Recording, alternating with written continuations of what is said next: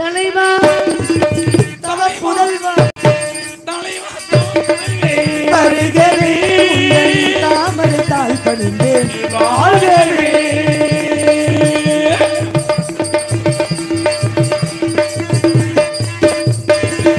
உறவில் குரலியே அறிவில் மழையே கருணை முகிலேயே கந்தடி தமிழியே கருணி ஒளியே கந்தருள் தருளியே மலைகளையும் பிடித்து அருந்தபடியில கணமடைத்து மலையின் மலையை அடித்து அதாவை நாவினை முடித்து மலைகளை எழுதி முடித்து அருந்தபடியில கணமடைத்து மலையின் மலையை அடித்து அதாவை நாவினை முடித்து மாணவ புகழும் மாநிலங்களும் மாணவனோடும் ஆண்டவன் வேதவ பாதவ போக்குவது விளைகள் திருநமையாரமில் பாதம் போட்டு வணங்குகிறேன். நல்லாசிகள் பல கூற வேண்டும் சுவாமி. சுவாமி வாழ்க வளர்க. தங்களை பார்த்ததில் மகிழ்ச்சி. வாழ்த்துவது எமது கடமை. ஏதோ கடமைக்கு வாழ்த்தாமல் என்னுடைய கடமையோடு வாழ்த்துகிறேன் தங்களுக்கு. சுவாமி, தாங்கள் இதுவரைக்கும் நாங்கள் பேசுவது எதுவும் குற்றமுறை இருந்தால் இல்லை, எங்களை மன்னித்தரல வேண்டும் சுவாமி. ஒன்றும் பிரச்சனை இல்லை. தாங்களின் கடைக்கண் பார்வை எங்கள் எப்பொழுதும் தங்கள் மீதே பட்டுக் கொண்டிருக்கும். நன்றி சுவாமி. நாங்கள் சென்று வருகிறோம். வாழ்க வல்லாண்டு. நன்றி சுவாமி. சென்று வார்கள். நேரம் உள்ளவங்க திருமணத்து மோடியா தமிழ் கண்ட தேவாமிரதத்தை வாத்து எம்மன மகள இன்பகத பாடி பண்பார் வளம் வந்து அன்பார் வட்ட ஆரங்கே எனது பக்கத்திற்கு மச்சி இவனது காண வாழ்த்து எப்படிப்பட்ட வாழ்த்து பூப்போன்ற பூப்போடே பொன்னகையில் உலகினை கண்டேனம்மா பூப்போடே ஒரு பொன்னகையில் பொன்னுலகினை கண்டேனம்மா எந்த கண்ணே கண்ணில் மணிகே அறவுகிறே உயிரே ஒளிவீகே பூப்போடே ஒரு பொன்னகையில் அந்த உலகினை கண்டேனம்மா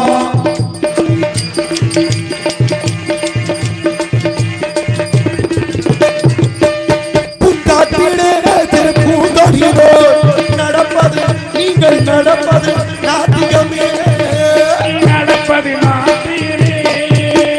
மூக்கினிலே வரும் சங்கீதம் போல் சிரிப்பது காவியமே அன்புக்கு நூறு ஆசைக்கு நூறு புத்துக்க சூட்டி நாங்காடுவே அடவுயிரில் ஒளி நீங்கே பூப்போடே ஒரு பொன்னகையில் உலகினை கண்டேனம்மா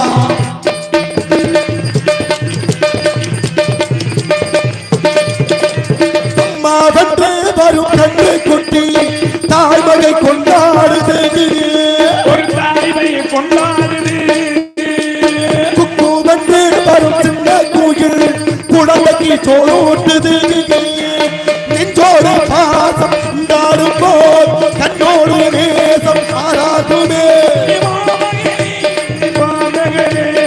உயிரின் மொழி நீங்கே பூப்போடே ஒரு பொன்னகையில் உந்தன் உடலினை கண்டே மகளே வளர்க உனது புகழ் என்றும் தமிழ் மொழி போல் சிறப்போடு இருக்க நாடுகளின் வாழ்த்துக்கள் எப்பொழுதும் உண்டு குளித்த விடக்கூடிய கொடி கொடி அந்நடந்த செந்தாமரை போன்ற நீந்த நடகு வதனம் அடர என்னை அகமந்து விட்டதை அன்பாக ஏற்றுக்கொண்ட நான் உனது போடுகிற இகவாழ்வுக்கான சில கருத்துக்களை எடுத்துரைத்தால் கேட்பாய் என்ன நல்ல எண்ணத்தோடு தங்களை பற்றி விவரங்கள் அனைத்தும் அறிந்திருந்தாலும் அந்த கதையின் சாராம்சத்தோடு விவரத்தை கேட்டுட்டு மற்ற விவரத்தை ரொம்ப விவரமா பேசுவோம். பட்டு வீடு கற்கண்டு மொழி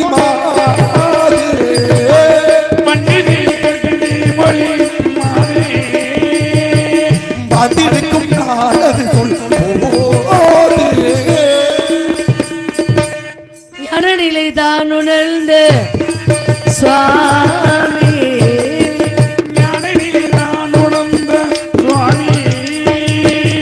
நாடுவது மலைநாடு சுவாமி. நாடு என்ன தொண்டை நாடு. இடத்துல என்ன பண்றீங்க? காவல். காவல் யாருக்காக? எங்களுக்காகவும் முருகனுக்காகவும். என்னென்ன வதச்சிருக்கீங்க? கருந்தின செந்தின. கருந்தினை யாருக்கு? எங்களுக்கு. செந்தினை முருகனுக்கு. படைக்க காரணம்? பிடிக்குது படைக்கிறோம். யாருக்கு பிடிக்குது? அவரே சொன்னாரா? எந்த சாமி வந்து சொல்லியிருக்கு? சொன்னதை நீங்க படப்பியலா? ஏன்னா கடாயம் வெட்டுறா அப்படின்னு. ஆக அவருக்கு பிடிக்கும். எந்த சாமி வந்து சொல்லியிருக்கு எனக்கு தேங்காயம் உடனான்னு? அப்படியே கடாயம் வெட்டினாலும் நாங்க தான் சாப்பிட போறோம். தேங்காயை உடைச்சு எங்க பக்கம் தான் திருப்பி வைப்போம். ஒருவேளை சாமியெல்லாம் வாங்கிக்கிற மாதிரி இருந்துச்சுன்னா அதெல்லாம் படைச்சிருவீங்களா? 1008 கிடான்றது அப்படியே நின்று போயிடும்.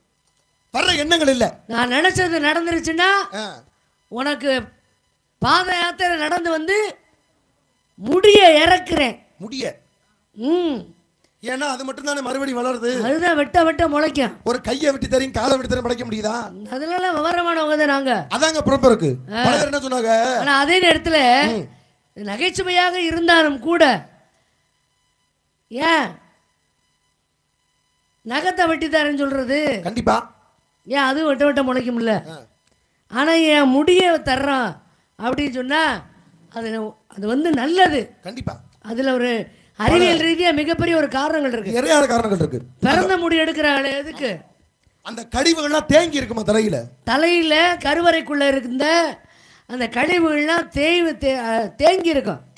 அதை அகற்றுவதற்காகத்தான் அது ஒரு காரணம். அதனால அந்த முடி எடுக்கிற பழக்கம். அதே நேரத்தில் அது மட்டுமல்ல, ஒவ்வொரு தெய்வத்துக்கும் ஒவ்வொரு உணவு பொருள் உகந்தது. சூரிய பகவான்னா கோதுமை அவருக்கு விருப்பம், சந்திர பகவான்னா துவரை அவருக்கு விருப்பம், விநாயக பெருமான்னா கொழுக்கட்டை பிரியர், முருக பெருமான்னா முருகனுக்கு ஒன்று பிரியர் இருக்குங்க. பொங்கல் வைக்கலாம். தட்சிணாமூர்த்தினா தட்சிணாமூர்த்திக்கு அதே பொங்கல் வைக்கலாம். ஆஞ்சநேய பெருமானுக்குன்னா ஆஞ்சநேய பெருமானுக்கு வடமாலைகள் சாத்தலாம். அதனால இங்க உள்ள முருக பெருமானுக்கு செந்திரனா பிடிக்கும், அதனால படைக்கிறோம். அப்ப அந்தந்த முருகன்றது ஊருக்கு ஒரு முருகனா இருக்கான்றீங்களா? இப்ப பார்வதி இருக்காங்க. ஏன் விராலிமலையில முருகன் இருக்காரு, அவருக்கு போய் என்ன படைக்கிறான்? சுருட்டு வச்சு வழிபாடு பண்றான். ஏன் வடையும் தான் படைக்கிறான்? அப்படி காரணம் இருக்குல்ல. அந்தந்த கோவிலுடைய தன்மைகள் அங்க நடந்த ஒரு சம்பவத்தினால மாறிக்கிட்டு இருக்கு. ஆமா, அவ்வளவுதான். சுருட்டு வச்சு படிக்கிறா விராலிமலை, விராடிகள்னா விரவி வந்த மலை, அதனால விராலிமலை ஒரு பேர் இருக்கு, பெருமைகள் இருக்கு. இன்னைக்கு தோரங்குச்சியை தாண்டி போனோம்னா விராலிமலைன்னு ஊராக இருக்கு. பெருமையான ஒரு முருகனுடைய ஸ்தலம். சரி, அது போயிட்டு போட்டோம். போனது இருக்கட்டும். ஏன்னா கருத்துக்களை பத்தி தொட்டுக்கிட்டே போயிட்டே இருக்கலாம். தவத்திற்கு ஒருவர், தமிழுக்கு இருவர், குணத்திற்கு மூவர், சிவத்திற்கு நால்வர், சகலத்திற்கும் ஐவர், சுவைகள் 6, சுரங்கள் 7, திக்குகள் 8, 9. எப்ப யாரையா கிரகம்ன்றது? உண்மை சொல்ல கிடையாது. கிரகங்கள் மொத்தம் எத்தனை? எப்ப அப்படி கேளுங்க. அப்படின்னா எனக்கு பெருமை. ஆரம்பத்துல எத்தனை? ஆரம்பத்துல 7, இப்ப 9. சரி, இருக்கட்டும். ஆபத்துக்கு உதவாத பிள்ளை என்று சொன்னான். இப்ப 9 கிரகங்கள். ஆமா. பசி வந்தா 10 மருந்து வாங்குனா என்ன? 10 மானம், குலம், கல்வி, வன்மை, அறிவுடைமை, தானம், தவம் தெரியுதுல. அப்படியே சொல்லிட்டு இருக்க தெரியுதுல. இரியா தெரிஞ்சது வேற. ஒரு சில பேர் பசி வந்தா 10 மருந்து வரும். 10 மருந்து அப்படி சொல்லுவாங்க. என்ன 10? அது சொல்றது கிடையாது. இப்ப நான் கேக்குறேன், 14 லோகம் சொல்றீங்க. 14 லோகம் என்னன்னு கேட்டா 14 என்ன சொல்லுவான்? பூலோகம், பூர்லோகம், சுவலோகம், தவலோகம், சத்தியலோகம், மகரலோகம், அதிரம், வித்திரம். தெரிஞ்சிருக்குல்ல, தெரிஞ்சிருக்குல்ல. அத சொல்ல சொல்லி உங்களுக்கு ஊர்ல கை தட்டு வாங்கி தர்றதுக்கா நான் இங்க வந்திருக்கேன். அப்படியா? நெத்தியில என்ன விட்டுறீங்க? நெத்தியில பட்டை அடிச்சிருக்கேன். பட்டைக்கு பேரு பசுபதி பாசம். ஒவ்வொரு தெய்வத்துக்கு ஒரு புராணம் இருக்குல்ல. ஆமா. எண்ணற்ற புராணங்கள் இந்த உலகத்துல இருக்குல்ல. ஆமா. அத்தனை புராணம் இருந்தாலும் குறிப்பிட்டு எத்தனை புராணம் நம்ம சொல்றோம்? குறிப்பா 18 புராணங்கள் சொல்றோம். அந்த 18 புராணம் சொல்றோம்ல, அந்த 18 புராணம் என்ன புராணம்? அது சொல்லுங்க. பிரம்ம புராணம், பத்ம புராணம், விஷ்ணு புராணம், சிவபுராணம், பாகவதம், கேள்வி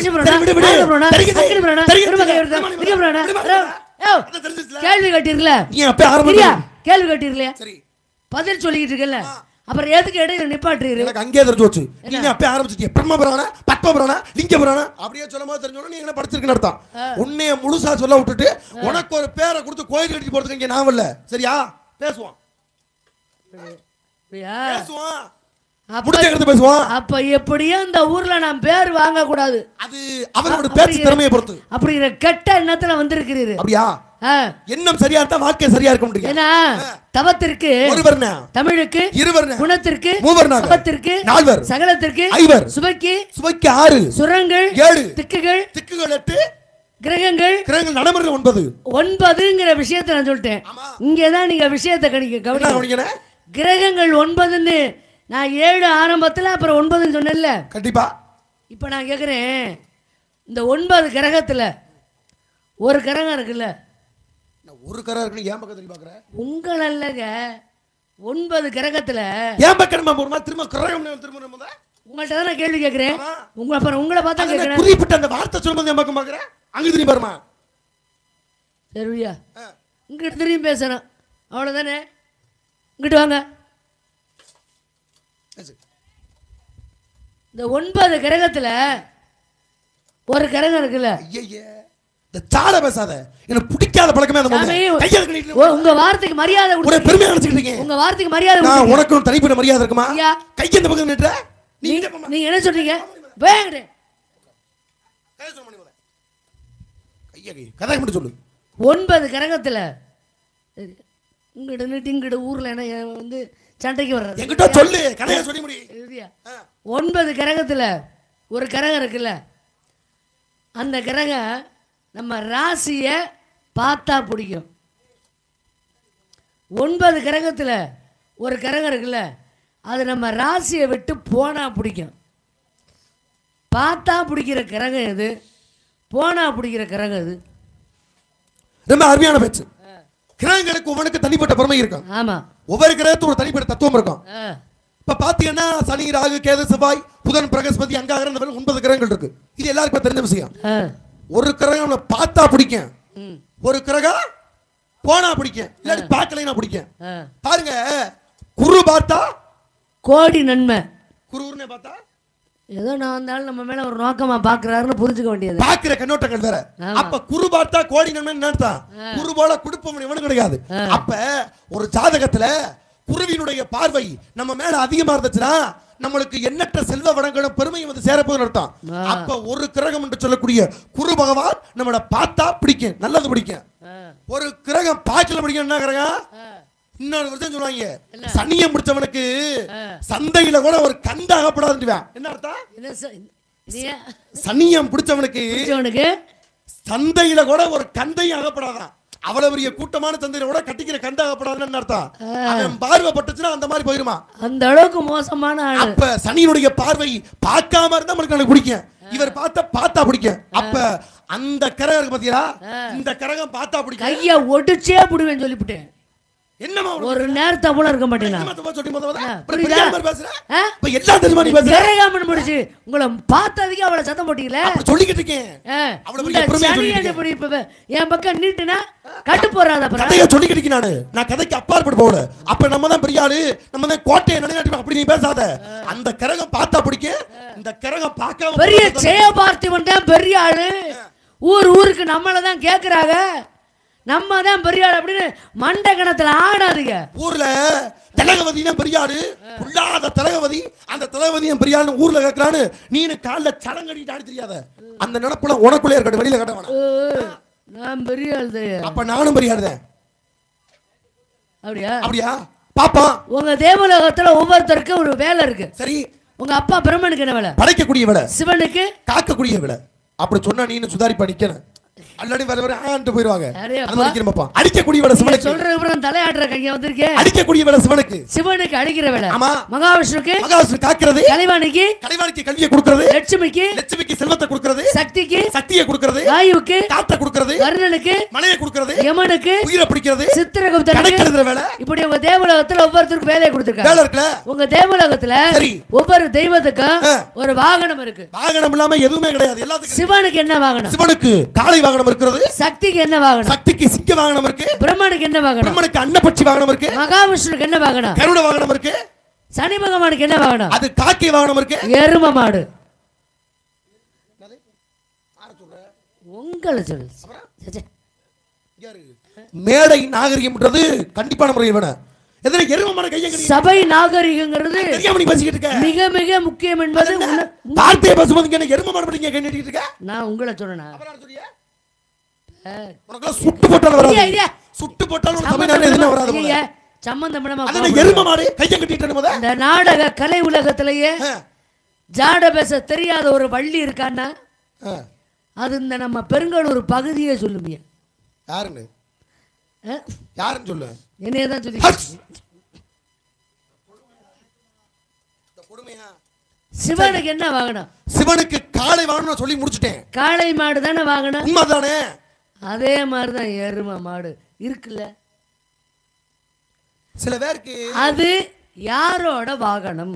சில பேருக்கு ஒவ்வொரு காலகட்டத்திலையும் அவங்க மொழியில பேசினாதான் அவங்களுக்கு புரியும். ஹிந்தி பாஷையில போய் தமிழ் காட்ட பேசணுமா புரியுமா? புரியாது புரியாது. தமிழ் காட்ட போய் ஒருவேளை தெலுங்குல போய் பேசிட்டு தெரிஞ்சோம்னா புரியுமா? புரியாது புரியாது புரியாது.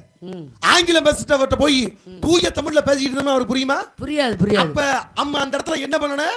அவருக்கு புரிஞ்ச பாஷையில பேசினாத்தே அவளுக்கு புரியும். இப்ப நீங்க வந்திருக்கீல அப்படினாக்கா நீங்க சொன்ன மாதிரியே கேப்பமே, ஐயப்பனுக்கு என்ன வாங்கணும்? ஐயப்பனுக்கு புலி வாங்கணும். ஐயப்பனுக்கு புலி வாங்கணும். அதே போல பெருமைக்குரிய இந்த உலகம் பற்றக்கூடிய நாராயணன் என்று சொல்லக்கூடிய பெருமாளுக்கு என்ன வாங்கணும்? அவருக்கு வந்து கருட வாங்கணும். பெருமாளுக்கு கருட வாங்கணும். ஆமா. சக்திக்கு என்ன வாங்கணும்? சக்திக்கு வந்து சிம்ம வாங்கணும். சக்திக்கு சிம்ம வாங்கணும். சனீஸ்வரனுக்கு என்ன வாங்கணும்? அது காக வாங்கணும். மூதேவி இருக்காளே அவளுக்கு என்ன வாங்கணும்? சொல்லு. நான் தவறா பேசுறேனா? யார பத்தியா மூதேவி நீரு அப்படி சொல்லவில்லை. என் முகத்துல முழிச்சிட்டு ஒரு காரியத்துக்கு போனா அந்த காரியம் அதோட பொடியோட நமக்கு சிக்காம போயிடும். அப்படிப்பட்ட காரியம் நல்ல முகம். அங்க என்ன அர்த்தம் அதை சொன்ன மணி முத போயாங்க பேசுற முத பேசும்போது சரியா பேசணும். நான் தவறா பேசல. யாரைய பார்த்து மூதேவி சொல்லிரு? நீ யார பார்த்து எருமை மாடு சொன்ன? நான் உங்களை சொன்னா உடனே சொல்லனா எனக்கு என்ன கேட்டகாமா? அப்ப எனக்கு என்ன கேட்கமா? நான் உன்னை பார்த்து சொல்ல அவசியம் இல்ல. கேள்வி கேட்டா பதில் சொல்ல பக்கு இல்ல. அதுல நீ சொல்ல துப்பு இல்ல. உனக்கு முத நான் கேட்டத முடிக்கலையே. எப்படி முடிப்ப? முடிக்கணும்ல. எருமை மாடு இருக்குல்ல சாமி, அது வந்து யாரோட வாகனம்னு கேள்விதான் கேக்குறேன். அதத்தான் கட்டி மூதேவி இருக்காளே அவளுக்கு என்ன வாகனம் கேட்டேன். சிரிச்சுக்காங்க நீங்க. அப்படியா என்ன மூதேவின்னு கேட்டது உங்களுக்கு அவ்வளவு சந்தோஷம்? தூக்கம் வருதா? பழனி மலை போயிருக்கீங்களா? போயிருக்கான். படி ஏறி போவோம் கண்டிப்பா. படியில ஏறி போக முடியாதவங்க சரி யானை பாதைன்னு ஒரு பாதை இருக்கு. குறுக்கு வழி கொஞ்சம் சிரமப்படாம போறதுக்கு. சமமா அமைச்சிருப்பாங்க சமதளத்துல. சரி அது வழியா நீங்க ஏறி போனீங்கன்னா உங்க பின்னால ஒரு கூட்டமே ஏறி வரும். என்ன கூட்டம்? காவடி ஆட்ட கூட்டமா? இல்ல, கழுத கூட்டம் முன்னாலே வந்துட்டு இருக்கு. இன்னைக்கு மிக பிரம்மாண்டமா கும்பாபிஷேகம் நடந்து நிறைவு பெற்றது. சரி பழனி மலையில கேள்விப்பட்டிருப்பீங்க எல்லாருமே. கண்டிப்பா. அதுக்கெல்லாம் பொருள் கொண்டு போனது ஆள் யாரு? போறது அந்த கழுதை இருக்குல்ல, அந்த கழுதை தான் மூதேவிக்கு வாகனம். இதத்தான் நீங்க எப்படி சொல்லிக்கிட்டீங்களா? அப்படின்னாக்கா பாருங்க, குட்டைக்கு அட்டைக்கு உறவு, குட்டைக்கு அட்டைக்கு உறவு அங்கே கிடக்குமா? குட்டையில அட்டை மட்டும் கிடக்குமா? அட்டையோட சேர்ந்து இன்னொன்று கிடக்குமே குட்டைக்குள்ள. ஈரத்தை கண்டா உள்ளவே கிடந்து கும்மாளம் போடுமே ஒரு கூட்டம், வெயில் தாங்காம. என்ன கூட்டம்? என்ன கூட்டம்? என்ன கூட்டம்? என்ன கூட்டம்? சொல்லுங்க. இப்ப நீங்க நிக்கிறீங்க, நான் நிக்கிறேன். மனுஷ வாழ்க்கையில இவ்வளவு பெரிய ஆளா இருந்தாலும் அவ்வளவு பெரிய ஆளு இந்த உலகத்துல கடைசி வரைக்கும் ஆண்டு கொண்டே இருக்க முடியுமா? அப்படி பேச போனோம்னா தண்ணியிலே கிடக்கிறது அட்டை. ஆமா, அது கிடக்கும் இருக்கு. அப்படி தண்ணியிலே கிடக்குதுன்னா அப்படி கேட்க போனா தமிழ்நாடு தண்ணியில தான் கிடக்குது. அது உண்மைதான். ஆனா எனக்கு தெரிஞ்ச அந்த தண்ணியில கிடக்குறனால நம்ம தண்ணியில இல்லாம நின்னுட்டு இருக்கோம்னு நினைக்கிறேன். அது சொல்லுங்க. எல்லாம் அளவோட இருக்க வரைக்கும் பிரச்சனை இல்ல, பூர்ணாத்தம் பிரச்சனை. நீங்க பாருங்க, அப்ப ஒரு மனுஷன் இந்த உலகத்துல வாழ்ந்தானா வாழ்ற வரைக்கும் வாழலாம். ஆனால் அவனுடைய கடைசி கால வரைக்கும் இங்கே வாழ முடியுமா? முடியாது.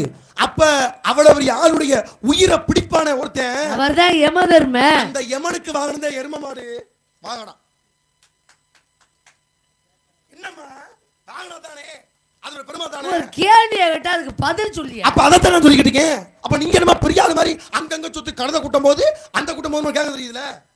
தவறா பேசுறோம் நாங்க. நோக்கம்ல அதுக்கு அதுக்கு சரியா போச்சு. பாமா நீ பிரச்சனை போனது வெயிட் போட்டோம். இப்ப நான் கேக்குறேன், வந்தது எதுக்கு? நீங்க காவலுக்கு எதுக்கு வந்திருக்கீங்க? திணைக்காவலுக்கு. திணைக்காவலுக்கு தானே? திணைக்காவலுக்கு நீங்க வந்திருக்கீங்க. ஒவ்வொரு மனிதனுக்கு ஒரு பெருமை இருக்கு. ஆடைக்கு வந்துடுவது சாலவும் நன்று. கோவில் இல்லாத ஊர்ல குடியிருக்க கூடாது. கோபுர தரிசனம் கோடி புண்ணியம். அதானே உண்மை? அதான் உண்மை. அதானே பெருமை? அதான் பெருமை. அவ்வளவு பெரிய கூட்டத்துல அவ்வளவு பெரிய சிறப்பு செய்யக்கூடிய இடத்துல ஒரு கோவிலுக்கு போறோம்னா எதுக்கு போறோம்? கோயிலுக்கு போக சாமி கும்பிட தான் போவான். சாமி கும்பிட போவோம் தெரியுது. ஒவ்வொரு கோயிலுக்கு போனா நம்ம சாமி கும்பிட நல்லா தான் தெரியுது. ஆமா. எல்லா கோவிலையும் ஒரு விசேஷம் இருக்கும். ஆமா. இப்ப முருகனுடைய கோயிலுக்கு போனா அங்க ஒரு மாதிரி வழிபாடு. அதே போல பெருமாளுடைய கோயிலுக்கு போனா அங்க ஒரு மாதிரி வழிபாடு. இப்ப சிவனுடைய கோயிலுக்கு போனோம்னா என்ன கொடுக்குறாங்க? விபூதி கொடுப்பாங்க. அது சிவனுடைய கோவில்ல ஏன் விபூதியை கொடுக்குறாங்க? இந்த நெத்தியில பூசிக்கும் போது நினைப்பு இருக்கணுமா? ஆண்டாண்டு காலம் அழுது புரண்டாலும் ஆண்டார் மீண்டும் திரும்பியது உண்டோ? அது ஒரு காரணம். நீர் எல்லாம் நெற்றி வாழுன்னா திருநீரிட்டார் யார் கட்டார்? சிவனை மறந்து யார் வாழ்ந்தார்னா? அப்ப திருநீர் என்பது எதுக்காக? அதே நேரத்துல திருநீரை உடம்புல அணிஞ்சோம்னா மனுஷனுடைய துருநீர் எல்லாம் வெளியே போயிருமா? உடம்புல உள்ள துருநீர் வெளியாகும். அதனாலதான் திருநீர் பூசுறோம் அப்படிங்கிறது ஒரு அர்த்தம். அதை விட இன்னொரு அர்த்தம், நீ இந்த விபூதியை சாம்பல பூசும் பொழுது முடி சார்ந்த மன்னரானாலும் இறுதியில் பிடி சாம்பலாக என்பதை உணர்ந்து மட்டும் பூசிரு. ஆமா, உனக்கு ரொம்ப பேராசையெல்லாம் வராது அப்படின்ற தத்துவத்துக்காக போட்டேன். இது சிவனுடைய கோவில். ஒரு ஆதிபரா சக்தியுடைய கோவில் போனா என்ன கொடுப்பாங்க? அங்கே போனா வந்து குங்குமம் கொடுப்பாங்க. குங்குமம் கொடுப்பாங்க. குங்குமம் மங்கள மங்கையர் குங்குமம் கொடுக்கறாங்கல. அப்ப சக்தியுடைய வழிபாடு குங்குமம் ஒரு பூர்வமா இருக்கு. இது நடைமுறை சத்தியம். இப்ப ஒரு பெருமாளுடைய கோயில் போயிட்டாங்க. பெருமாளுடைய கோயிலுக்கு போனா என்ன கொடுப்பாங்க? பெருமாள் கோயிலுக்கு போனா துளசி தீர்த்தம் கொடுப்பாங்க. தீர்த்தம் கொடுப்பாங்க. வேற வேற ஒன்றும் கொடுக்க மாட்டாங்களே. வேற என்ன கொடுப்பாங்க? நல்லா யோசிக்கணும். அறிவுக்கு வேலை கொடுக்கணும். மத்தாலும் சொல்லலாம். வேற எதுவும் கொடுக்க மாட்டாங்க. இந்த மாதிரி பேசக்கூடாது. கொடுத்துருக்கா தெரியும் தீர்த்தம் கொடுக்குறாங்க. நான் பெருமாள் கோயிலுக்கு நிறைய கோயிலுக்கு போயிருக்கேன், சாமி கும்பிட்டுருக்கேன். பெருமாள் கோயிலுக்கு நீங்க போயிருப்பிய, சாமி கும்பிட்டுருப்பிய. திடீர்னு போன வருஷத்தை கிளம்பி போயிருக்கலாம். நல்லா கவனிச்சு பார்த்தா தீர்த்தம் மட்டும்தான் பெருமாள் கோவில்ல. வேற என்ன? தீர்த்தம் கொடுத்து வாங்கி சாப்பிட்ட பிறகு கிளம்பணும்னா அர்ச்சகர் ஒரு வார்த்தை சொல்லுவாரு. என்ன சொல்லுவாரு? இருக்கோ போயிடாதீங்க, சடாரி ஆசீர்வாதம் வாங்கிட்டு போங்க அப்படின்னு சொல்லுவாரு. சடாரி அடுத்து கொடுக்கிறது சடாரியினுடைய ஆசீர்வாதம். சடாரியினுடைய ஆசீர்வாதம் எப்படி மாப்பாங்க? அட அந்த காலத்துல நம்ம அப்பச்சியை சாப்பிடுறதுக்கு கும்பா வச்சிருப்பா பார்த்தீங்களா? அது மாதிரி ஒண்ணு அவர் வச்சிருப்பாரு. சரி, தாமிர உலோகத்துல இருக்கட்டும். அதை அப்படியே தலையில கவிழ்ப்பாரு, அதை வாங்கிட்டு வந்துருவா. அதை தலையில கவிழ்ப்பாரு, வாங்கிட்டு வந்து. அது தெரியுது. அந்த சடாரிக்கு மேல ஒரு சின்ன அதுல பொறிச்சு வச்சிருப்பாங்க. என்ன சின்னம்? சின்னமா பாண்டியனுக்கு ஒரு சின்னம் இருக்கிறது. மீன்கொடி. சேரனுக்கு மதுரையில் பிறந்த மீன்கொடியை. பாட்டு நல்லா பாடுறீங்க. அப்படியே சுசீலா மக பொறுமானி முத பெரிய அப்படியே டிஆர் மகன் இது பாடி முடிச்சு கேத்துக்க ஒண்ணு பிரச்சனை இல்ல. பாருங்களே, அவ்வளவு பெரிய கூட்டத்துல பாண்டியனுக்கு மீன்கொடி, சேரனுக்கு வெள்ளம்பு, சோழனுக்கு புடிச்சுனா. அந்தந்த கொடியில இந்த சின்னத்தை எதுக்கு வைக்கிறாங்க? இந்த நாட்டு அரசன் தெரியப்படுத்துறதுக்காக. அது போல சடாரி வைக்கிறமே, சடாரிக்கு மேல என்ன சின்னம் பொறுத்திருக்குன்னு கேட்டேன். அப்படி வரீங்களா நீங்க? இப்படி வந்தா நான் அப்படி வர மாட்டேனா? நான் கேக்குறேன் பாப்பா, நானாவது முருகனுடைய பக்தை இருக்கட்டும், பெருமாளை பத்தி ஓரளவு தெரிஞ்சிருக்கா, முழுமையா தெரிஞ்சிருக்க வாய்ப்பு இல்ல. சரி, ஆனா நீங்க பெருமாளுடைய பக்தர், கணப்பொழுதும் பெருமாளையே நினைச்சுக்கிட்டு இருக்கிறவரு. சிவனுடைய கையில என்ன ஆயுதம் இருக்கும்? அங்க சூலாயுதம் இருக்கும். சக்தியினுடைய கையில அவகிட்ட அதான் இருக்கு, சூலாயுதம் இருக்கு. முருகனுடைய கையில அவர்கிட்ட வேல் இருக்கு. உங்க பாட்ட பெருமாளுடைய கையில அவர் சங்கு சக்கரதாரி, சுதர்சனம் சொல்லக்கூடிய சங்கு இருக்கு. சங்க சக்கரம் இருக்கு. சக்கரம் இருக்கு. ஆமா, சங்க சக்கரம் பெருமாள் கையில தானே இருக்கு. ஆமா, அங்க அவர்கிட்ட தான் இருக்கு. அவருடைய வாகனம் என்ன? அது கருட வாகனம். அதான பேசுனப்ப உண்மைதான். கருடன் கையில சங்க சக்கரமும் இருக்கா? கருடங்கள் எப்படிமா இருக்கு? கருடன்றது வாகனம் இருக்காதுல்ல? ஆமா, அப்படி இருக்கு. இருக்காதுல்ல? ஆனால் இருக்கு. வாய் இருக்கு, வார்த்தை எதையும் பேசக்கூடாது. ஆறாண்டு சொல்லக்கூடிய பிரணவ பொருளும் முருகன் இருக்கு. வேலாயுதம் பரவாயில்ல, வீரபத்ரன் வேலை வச்சிருக்காரு. வீரவாள் வேலை சொல்ல முடியுமா?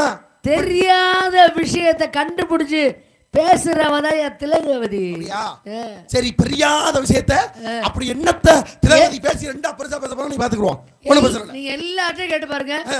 பெருமாள் கையில தான் சங்கு சக்கரமும் இருக்கும், அது தெரியுது. ஆனா கருடன் கையில இருக்குமா? இருக்காதுல்ல? ஆனா இருக்கு. ஆடி காத்துல நீங்க சொல்லுங்க பாப்பா. ஆடி காத்துல உம்மி பறக்கா என்ன பறக்க? அம்மி பறக்கும்னு சொல்லுவாங்க. அது சொல்றது. ஆடி காத்துல உம்மி வேணா பறக்க. ஆனா யோசிச்சு பாத்தீங்களா? ஆனா அம்மி பறக்குமா? ஆடி காத்துல அம்மியும் பறக்கும்ன்றது ஒரு பழமொழியா சொல்லி வச்சுட்டாங்க. ஆனா அம்மைன்ற நோய் பறக்கும்ன்றது நல்ல வரலாறு. காரணம் வேற. ஆடி மாசம்னாவே காத்து அடிக்கணும்ல. இந்த வருஷத்துல எனக்கு தெரிஞ்ச ஆடி மாசத்துல காத்து சரியா அடிக்க இந்த மாசம் நினைக்கிறேன். காலம் மாறி போச்சு. அப்ப நடக்குதா இல்லையா? அப்ப சொல்லி வச்ச காலகட்டங்கள்ல நம்ம இயற்கைக்கு புறம்பா அப்படியே செய்க மாறுது. அப்ப நீ சொல்ற மாதிரி அங்க சுதர்சன சக்கரம் இருந்தது. இதெல்லாம் ஆட்ட இருக்கும் கட்டியனா பெருமாட்ட இருக்கு. அதே ஆடி மாசத்துல அம்மை பறக்கும்னா சித்திரை வைகாசில வெப்பம் அதிகமா இருக்கும். அப்ப வந்து வெப்பு நோய் அப்படின்னு அதை சொல்லுவாங்க. கண்டிப்பா. ஆனா அதாவது ஆன்மீக வழியில அதை வந்து அம்மை அப்படின்னு சொல்லுவாங்க. கண்டிப்பா. ஆனா அந்த சித்திரை வைகாசத்துல வெப்ப நோய் வர்றது எப்ப தண்ணி குறைஞ்சிட்டா தண்ணி ஊத்திடுவாங்க. இருந்தாலும் அது நகக்கண்கள்ல இருந்துகிட்டே இருக்குமா. எது? இந்த நோய், வெப்ப நோய், அம்மை. இந்த ஆடி மாசம் காத்தடிக்குதுல்ல, அதுல அந்த கொஞ்சம் இருக்கிற